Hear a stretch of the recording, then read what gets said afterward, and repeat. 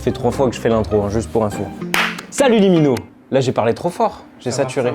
Mes chers compatriotes, petite vidéo récap de la saison. On va aussi parler du futur, de mon futur, voilà. En tant que pilote, qu'est-ce qui va se préparer pour la saison 2026? Mon contrat Porsche Asie-Pacifique, qu'est-ce qu'il en est? Est-ce que je continue? Est-ce que c'est différent? Voilà, il y a plein de choses qu'on va voir. Je vais faire juste un petit récap. Pour vous remettre dans le contexte, on est au studio eMotion à Paris. Pourquoi je suis à Paris? Parce qu'on va lancer le challenge Bocosim. Bocosim, c'est quoi? C'est du 5 janvier au 5 février, un challenge où il va falloir faire le meilleur temps possible sur un circuit et une voiture que j'ai donnée. Le circuit, c'est le circuit d'Hungaroring en Hongrie et la voiture, c'est une Porsche GT3R, les anciennes générations. Ça va être aussi au Luxembourg, puisqu'il y a le eMotion Luxembourg. Du coup, ça va être connecté. Paris-Luxembourg, connecté. Il y aura un classement. Le top 14, comme au rugby, va se retrouver en finale le 20 février. La finale se fera ici à eMotion Paris, ça sera une course. Le gagnant va passer du virtuel au réel. Il va pouvoir tester une Alpine Cup sur circuit. Bien sûr, il y aura plein d'autres lots pour le deuxième, le troisième, celui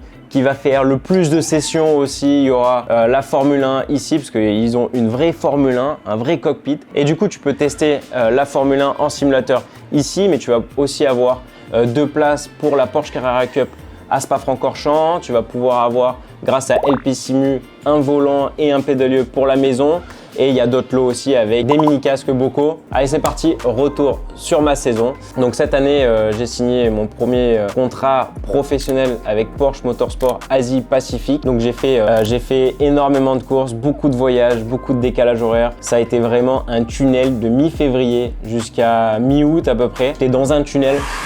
Des allers-retours avec l'Asie, des 6h, 7h, 8h de décalage horaire. J'ai eu 2 semaines à peu près en août. Ensuite, j'y suis retourné jusqu'à mi-novembre. Voilà, un autre tunnel. Et j'ai l'impression qu'on était mi-février, il n'y a pas si longtemps. Et là, on est déjà à la fin de l'année. Donc, ça passe ultra vite, voilà, quand on est occupé comme ça. Je vous avoue, ça n'a pas été évident tout le temps parce qu'il y a beaucoup de décalage horaire. C'est vraiment ça qui m'a changé énormément. Toutes les courses sont très loin. Souvent, je partais seul. On est souvent seul, même s'il y a les équipes là-bas. Du coup, c'est des équipes que tu découvres ou parfois entre les courses tu restes seul dans la chambre d'hôtel. Donc après j'ai pu m'occuper, j'ai bien profité aussi en Indonésie. Carla est venue avec moi, au Japon aussi. J'ai pu aller au début d'année pendant les 12 heures de Sepang en Malaisie dans une petite île ultra sympa. J'ai pu pêcher avec un gars, un villageois là-bas. Donc non, j'ai eu franchement des bonnes courses, bonnes destinations. J'ai pu aussi visiter l'Australie. C'était ma première fois, j'étais à Melbourne. J'ai fait Phillip Island aussi. Ça c'est la partie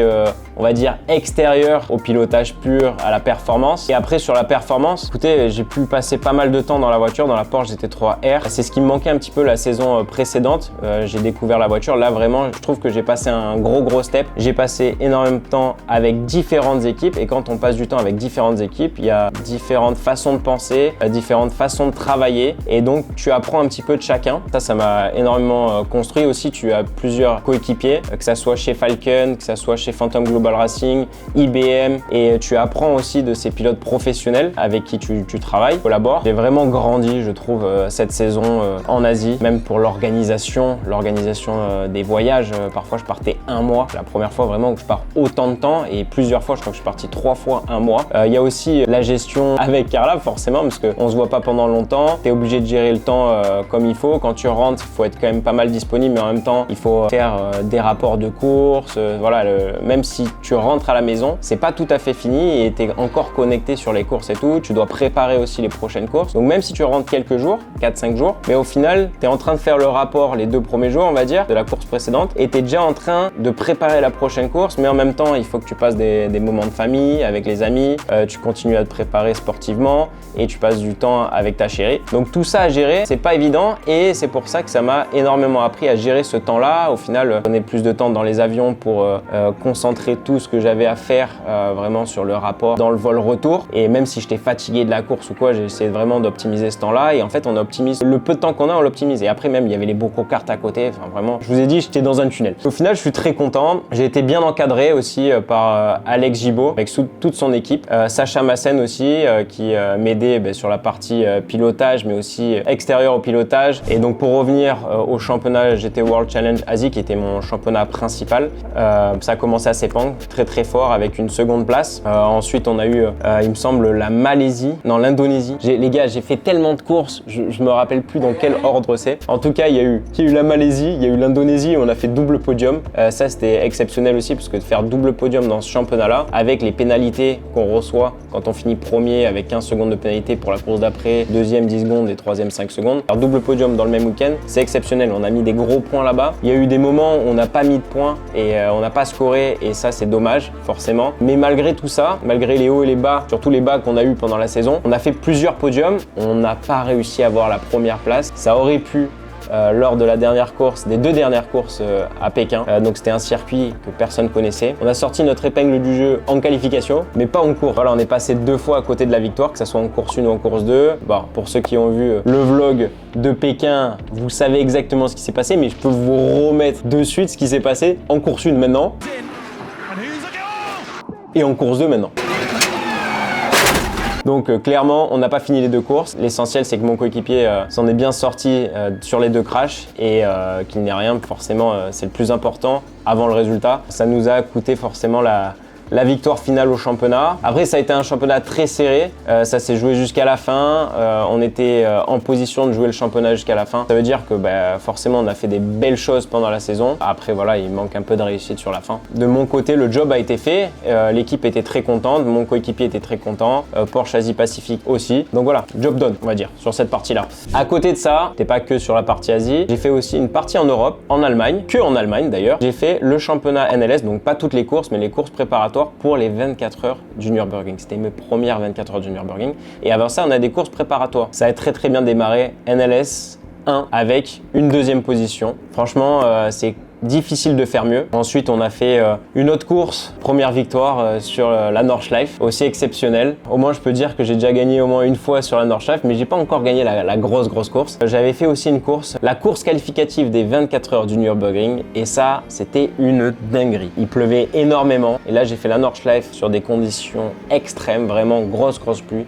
Aquaplaning dans tous les sens. Et honnêtement, pendant cette course-là, j'ai cru que j'allais tarter la voiture au moins 20 fois. Mais on l'a récupérée, il s'est rien passé. J'ai réussi à la garder sur la piste tranquillement, mais j'avais vraiment l'impression d'être arrêté. Et pourtant, il y a certains virages, j'étais à la limite déjà à cause de l'aquaplaning. Donc ça, c'est un peu traître. Je me rappelle, c'était vraiment une course très difficile. Cependant, on finit quand même 5e, correct. Et là, arrivent les 24 heures du Nürburgring, la course la plus importante sur la Nordschleife de l'année, du Nürburgring. Enfin voilà, pour moi, sur toutes les courses de 24 heures, clairement, on va dire la plus difficile en termes de niveau, parce qu'il y a vraiment énormément de voitures, c'est Spa-Francorchamps, les 24 heures de Spa. Il y a à peu près 70 voitures, entre 60 et 70 ou même plus, 75 GT3, donc la même catégorie. Il y a un gros niveau. Celle-là, elle est très difficile en termes de niveau à gagner. Ensuite, on va dire la plus prestigieuse, voilà, celle qu'on veut tous sur le CV, forcément, c'est les 24 heures du Mans. Et en tant que Français, c'est vraiment la plus prestigieuse. On va dire que maintenant, avec l'hypercar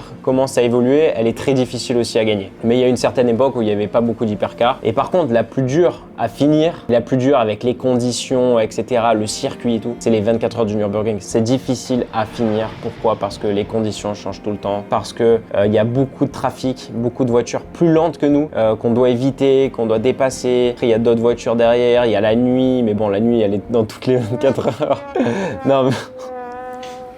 Le mec il part en couille. Non, aussi le circuit est vraiment atypique. Le circuit, attends, il fait 25 km, plus de 200 virages. Déjà, pour se rappeler de tous les virages, c'est un truc de fou. Il y a différents manufacturiers pneumatiques. Ça change énormément aussi. Donc voilà. Mais cette saison avec Falken était vraiment très intéressante, très enrichissante, surtout sur la partie pneus, parce que c'est la première fois que je faisais un championnat où il y avait des pneus différents entre les différentes voitures. Et donc il y avait vraiment un travail sur le setup de la voiture, mais un travail aussi sur les pneus. Malheureusement, on finit pas la course. On a un problème mécanique au petit matin.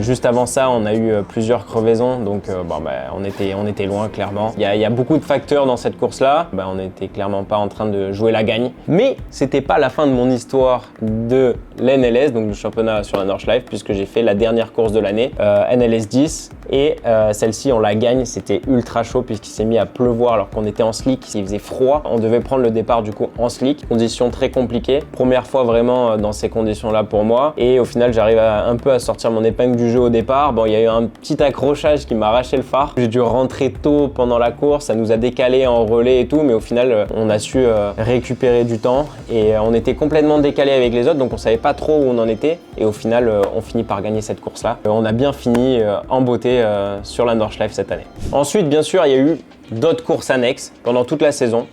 Je devais aussi d'ailleurs faire le championnat GT World Challenge Australie, mais j'ai pu faire qu'une seule course. Sur la seule course que j'ai faite là-bas, j'ai fait une pole position. Donc pour l'instant, en Australie, j'ai 100% de pole position. Voilà. Mais ça s'est arrêté là. Tu dis pourquoi? Non. T'as pas le droit? Non. Dans le sport automobile, il y a toujours des aléas, on ne sait jamais. Tant qu'on n'est pas dans le baquet, on ne sait pas si on y est vraiment. Donc c'est parti sur faire le championnat entier et au final c'est parti sur faire une seule course. Après réflexion, après toute l'année que j'ai passée, avec tous les transports et tout, faire 5 voyages en moins en Australie cette année, c'est peut-être pas déconnant. Voilà. Sinon, à part ça, Sepang, j'y suis allé 6 fois toute l'année. J'y suis allé pour les 12 heures de Sepang. On a fait 2e position là-bas. Aussi GT World Challenge, 2e position là-bas.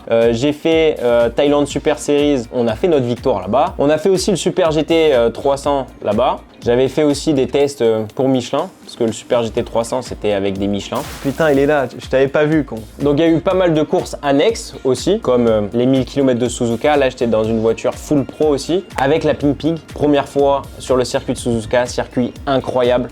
Ça n'a pas été comme on voulait. La qualif, ça s'est pas super bien passé. Il y a eu drapeau rouge et tout. On n'a pas pu sortir un bon tour. Ensuite, on a eu des complications aux arrêts au stand pendant la course. Au final, le résultat n'est pas là, mais on a pris de l'expérience pour la saison prochaine. Ce qui était un peu prévu, mais qui n'était pas signé dès le début d'année, c'était de faire Macao. On l'a fait avec Phantom Global Racing, donc l'écurie avec qui j'ai roulé au GT World Challenge Asie. Ils avaient une voiture, une Porsche là-bas, sur l'entrée list et ils pouvaient mettre le pilote qu'ils voulaient. Et donc si je faisais une très bonne saison et qu'ils étaient contents de moi, ils pouvaient me mettre sur cette entrée list et être pilote là-bas. Donc fallait mériter sa place et au final ils ont été contents de mes performances et ils m'ont engagé justement sur cette Coupe du Monde GT à Macao. Circuit exceptionnel, incroyable. J'ai roulé là-bas il y a 10 ans en Formule 3 et en GT c'est autant exceptionnel. Le secteur 1 qui va très très vite.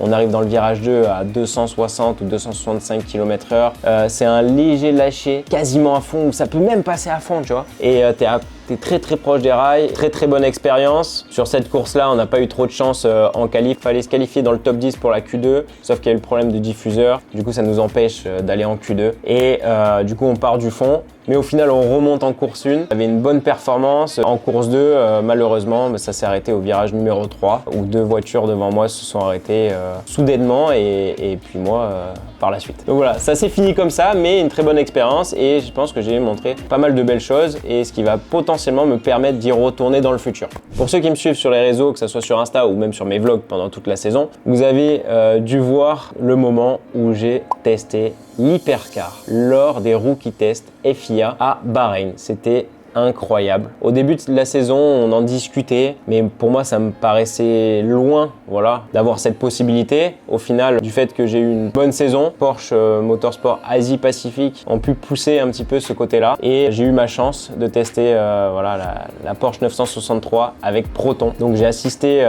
au week-end là-bas et puis le dimanche, j'ai pu tester la voiture, c'était juste génial. Très grosse vitesse de pointe, on atteignait les 300 km/h ou quasiment à peut-être 299, 298. La voiture à tester, c'est juste exceptionnel. On a vraiment un ordinateur entre les mains, on a plein de settings différents, on peut changer plein de choses. Je vais pas tout vous raconter parce que sinon il faudrait une autre vidéo complète et d'ailleurs elle y est sur mon vlog que vous pouvez retrouver juste ici, là-bas. Putain, à chaque fois je me trompe. Michelin Boy. Michelin Boy, pourquoi je l'appelle Michelin Boy? Le vlog, il est juste là pour ceux qui n'ont pas vu le vlog de l'hypercar. Voilà. Juste pour résumer, incroyable, ça va ultra vite en ligne droite. J'espère pouvoir la piloter dans le futur, mais bon, en tout cas pas en WEC. Tu veux qu'on parle du Boko Kart vite fait là? Petite parenthèse, Boko Kart. Boko Kart, on a fait saison 1, Boko Kart saison 2 et Boko Kart saison 3, ça va être exceptionnel les minots. Je peux pas vous en dire trop encore parce que c'est pas sorti, mais on va level up, on va monter d'un niveau, d'un cran, clairement. On va essayer de toujours s'améliorer de saison en saison et c'est ce qui va se passer vraiment dans la saison 3. Je peux pas vous en dire plus. Bon voilà un petit peu le récap de toute cette année, mais là on va parler de choses sérieuses, de ma carrière. L'année prochaine, ça va faire 20 ans que je fais du sport automobile. 20 ans. J'en ai 27, 20 ans.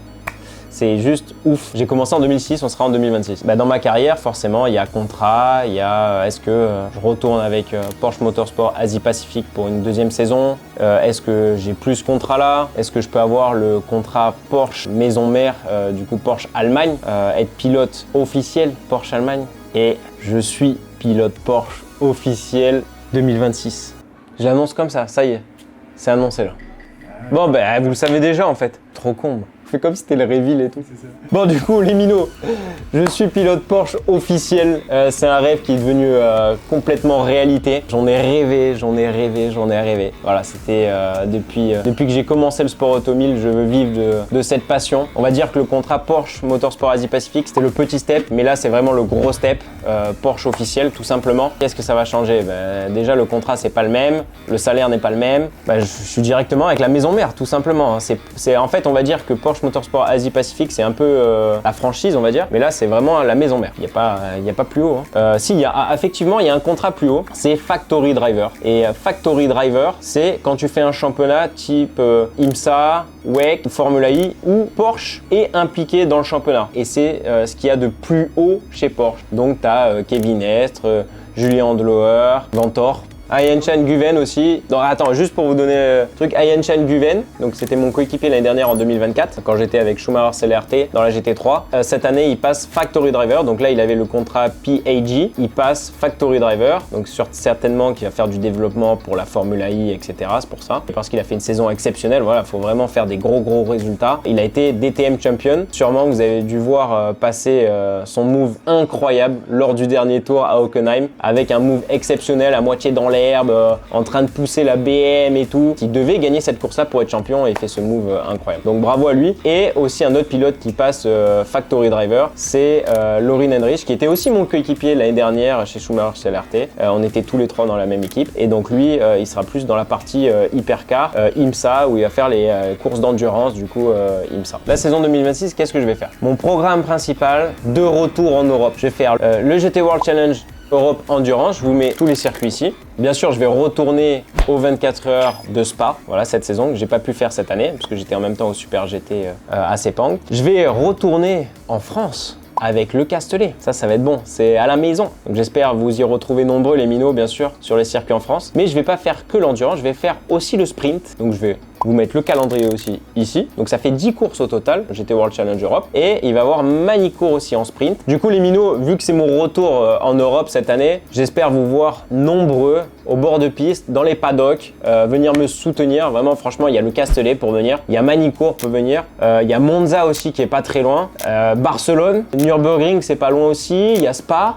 Franchement, il y a beaucoup d'endroits, hein, clairement. Et en plus de ça, je vais sûrement refaire les 24 heures du Nürburgring et les courses préparatoires NLS. Donc là aussi, il va falloir venir. Mathias me l'a répété juste maintenant. C'est vrai que je me rends pas compte parce que moi, je peux aller dans tous les paddocks, dans toutes les pit lanes tout le temps en fait, vu que je fais la course. Mais là, pour les spectateurs, quand vous venez au NLS, vous pouvez aller directement dans la pit lane, voir toutes les voitures et tout, et ça, c'est ultra cool. Après, le GT World, c'est quand même accessible. Alors, je sais pas s'il y a tout le monde qui peut y aller. Faut prendre un pass ou quoi, mais vous pouvez aussi aller. Il y a des séances dédicaces, je me rappelle, devant les pits. Bien sûr, il va pas avoir que ça. Je vais faire aussi des courses en GT World Challenge Asie. Alors, pas tout le championnat, parce qu'il y a des clashs entre l'Europe et l'Asie, mais potentiellement 3 courses. Donc, je sais pas encore exactement lesquelles. Je vais faire les 12 heures de batteur. Ça, c'est au tout début d'année. Ça va être exceptionnel. C'est ma première fois là-bas. C'est un circuit incroyable. Je vais faire les 24 heures de Dubaï. D'ailleurs, ça, c'est les 24 heures de Dubaï. C'est peut-être au moment où vous êtes en train de regarder la vidéo, puisque c'est mi-janvier. Ensuite, on va potentiellement avoir les 1000 km de Suzuka encore. Potentiellement la Coupe du Monde à Macao. Mais bon, ça, c'est pas encore fait à 100%, mais c'est dans les petits papiers. Bien sûr, je peux pas clôturer cette vidéo sans remercier mes partenaires de cette saison, que ce soit Abril Barrett, Enjoy, la confrérie du temps. Et bien sûr, vous remercier à vous les minots. Vous me soutenez depuis un petit moment maintenant, que ça soit sur TikTok, Instagram, YouTube.